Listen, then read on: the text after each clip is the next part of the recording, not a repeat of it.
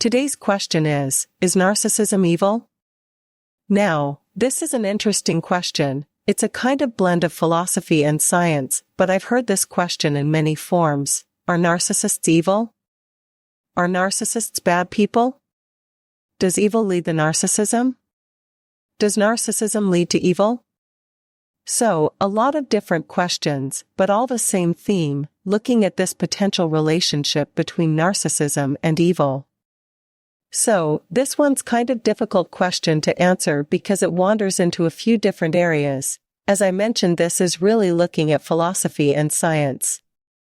Now, I could talk about philosophy and science for hours. I'm a big fan of philosophy, theology, science, all how we can understand the world, all the ways we can seek wisdom, but usually, in my videos, I try to focus more on the science side, because psychopathology and counseling and appraisal and all these different areas are primarily scientific, and the way we understand them and apply them as counselors. So, just a quick overview of philosophy and science, and I'll do my best to answer this question. If we look at how we understand the world, how we gain wisdom, and we go back many years.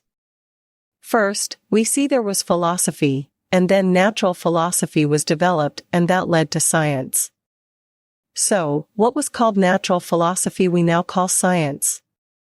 We have a philosophy which is the love of wisdom. It's an application of reason or logic, in order to find knowledge, and we usually think about it to find meaning in life for kind of existential purposes, that why we're here, what we should do, morals, ethics. Science is more concerned with the natural world. So, it looks at the material world. It looks to find knowledge in constructs that we can observe, or that we can observe indirectly. We can develop instrumentation that can detect things we can't directly sense, and then convert that into something that we can sense. But either way, science is based on the material world. It looks at the material world as the source of knowledge. If we observe the experiment, if we replicate those experiments, we can gain knowledge that way. In order for something to qualify as a science, it must use the scientific method. It must involve at some level experimentation, observation, replication. So, some if not all the principles must be there to call something science. We really have here two different ways to get knowledge. As I mentioned, I use both philosophy and science, and I'm also a big fan of theology, and theology perhaps is both philosophy and science, but that's a whole other debate. I will not worry about that right now. So, really, I'm just focusing here on philosophy and science. Let's look at the question specifically. Is narcissism evil? So, first, we have to understand narcissism. Narcissism is a construct that's scientifically defined. It's a tendency for certain behavior. We can define it using the 5-factor model, for example, openness to experience, conscientiousness, extroversion, agreeableness, and neuroticism. We look at the facets of those traits, and if we see certain facets endorsed at certain levels, we could call that narcissism. We would look for, of course, as arrogance and lack of empathy. We look for somebody who has a lot of fantasies about success, wealth. We look for somebody who requires a lot of admiration, has a grandiose sense of self-importance. These are narcissistic characteristics. So, we can measure narcissism, and that's the way we use it. We measure it, and we can help people to cope with it, to adapt. To narcissism, we can help people who have been abused by individuals who are narcissistic through our scientific understanding of narcissism. Now, let's look at the other part of the question. In order to get at evil, we have to ask, is evil? Well, to look at evil, to define, it's really specific to what philosophical and taking it further theological beliefs somebody has. We would say that evil is intentionally doing wrong. But here's where things become tricky. Is it doing more wrong than good? What if you do a lot of both? What if you do a lot of wrongs, but just a little better? It's difficult really to measure evil, and even to define it in a way that kind of meets narcissism at the same level. I believe evil is real, but it's not real from a scientific standpoint. It's not really part of the material world in the same way as we would see in the scientific method. I know individuals who are interested in mental health have tried to study evil, and what they've really done is they've renamed evil. So, for example, we see attempts to measure depravity, or wickedness, which perhaps is really the same thing as evil.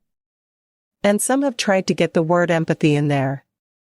So, that lack of empathy that we see with narcissism, they say we measure that, then that's evil. Really, they're just taking two words and putting them together. They're simplifying the term evil, and they're making the term empathy more philosophical. We have a word for evil, we have a word for empathy. I don't know if mixing them together really helps anything. So, that's just really a renaming exercise. The bottom line is, it comes down to the definition of evil to answer this question, and there is no single definition. So, one way to answer the question, is narcissism evil? Would be to say that you're really comparing two things that can't be compared. But if you're really trying to ask, do individuals who are narcissistic do bad things? Do they make choices that can hurt people? Well, I say sometimes they do, and in some cases, they don't. So, if we look at another version of the question, are all narcissists evil? Well, if narcissism was based on the choice that people was narcissistic, then I would say, probably many people that are narcissistic would be evil. We know that personality is not a choice. You don't choose your personality. I mentioned this in a video I did before about is narcissism a choice. So, here I would say if you're looking at evil as something that you choose to do, and you're looking at narcissism as something that can't be chosen, then I would say that I don't really see a relationship between narcissism and evil. I don't think the two really have anything to do with one another. Now, if you base it on empathy, if somebody has a lack of empathy, and I call that evil, then is narcissists evil? I would say that just makes little sense based on what I said before, which is really just taking two words and calling them the same thing. Even though somebody becomes narcissistic through no fault of their own. We believe people become narcissistic because of genetics and exposure to stressors in the environment. So, even though it's not somebody's fault, they have the traits. People are still responsible for their own choices to a degree. So, being narcissistic doesn't automatically mean there's no evil. We have to look at this the other way too. Really what I'm saying here is the two are just unrelated, and this is actually pretty consistent with what we know from studying other areas of mental health. Imagine the 5-factor model. We can define narcissist as the 5-factor model. We would say the 5-factor model and evil unrelated too. You would look at somebody who's conscientious or low in conscientiousness, and say, well, they're evil, or somebody who's agreeable or disagreeable, or some use extroverted or introverted and say one of those is evil and the other isn't. And if narcissism is really just a combination of those traits, I don't know how we could say narcissism is evil, and then not also have other personality profiles, many of them we'd also call evil, becomes very subjective at that point. We also know that mental health symptoms are unrelated. We don't think of mental health symptoms as evil.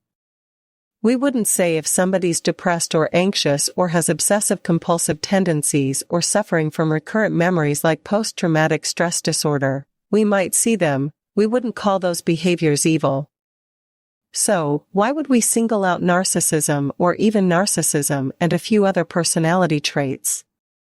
Why would we single those out if the person and mental health symptoms have been thought of as scientific and evils generally thought of as philosophical? So, other related questions here would be, could evil simply be expressed as narcissism? This question of evil would come first, and then narcissism would be a product of evil. Well, I don't think this is the case because of the way we think about narcissism. We know that narcissism starts early. Every child is narcissistic, and one conceptualization of narcissism is that individuals who are narcissistic as adults simply never efficiently removed the narcissism they already had, and they were children again because of genetics and stressors. So, really, it's the same narcissism extended into adulthood, and there may be some more added on there, but that's one way to look at it.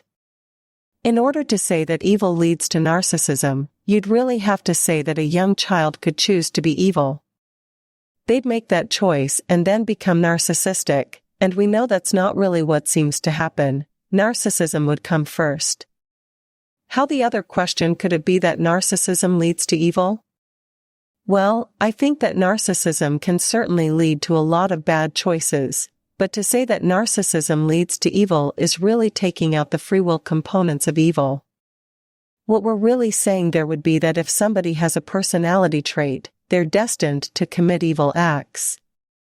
So, they really don't have a say in whether they have the personality traits. But now we hold them responsible for being evil. So, I don't think this idea really makes sense either. I worry about this equating narcissism and evil. I see this a lot on YouTube. I see a lot on blogs. This idea to me is kind of simplifying the personality construct, and really even simplifying evil. It's labeling everybody in the same way. It's just saying, well, I know somebody's narcissistic. So, now I must know something about them in terms of morality. I think that's really a dangerous practice. I also think it's just dismissive. It's just looking at a very complex matter and saying, well, let's just call people evil and then be done with it. I think awareness about some dangers of narcissism, meaning this idea that narcissists can hurt other people. I think that awareness can occur without labeling people as evil. I don't think that really adds anything to protect people from narcissistic behavior. It doesn't help the person who has narcissistic behavior, and doesn't really help those around them, at least that's my opinion. For counselors, I think this answer is even easier. We simply don't make moral judgments about clients. As a counselor, you'll see clients that have done all kinds of different behaviors. And some of those behaviors seem in violation of moral codes, and moral codes that many people would subscribe to. So, really very clear behavior that violates society's norms and moral codes, and no matter what somebody does when they come in to see a counselor, we're just not there to judge. It's not good for therapy. It's not part of our understanding of how to treat people. We don't think that's a helpful way to treat people. So, for counselors, the issue is pretty easy. This question is pretty easy to answer.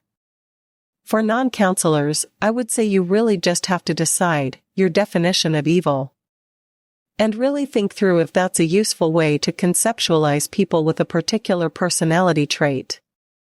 Again, how would I answer the question, is narcissism evil? I would say it's not, because you're really talking about constructs that cannot be compared. So, I know whenever you mix philosophy and science, there's always a lot of ideas that are generated. Thanks for watching this video. Don't forget to like and subscribe. If there is anything that needs to be discussed, write in the comments column below.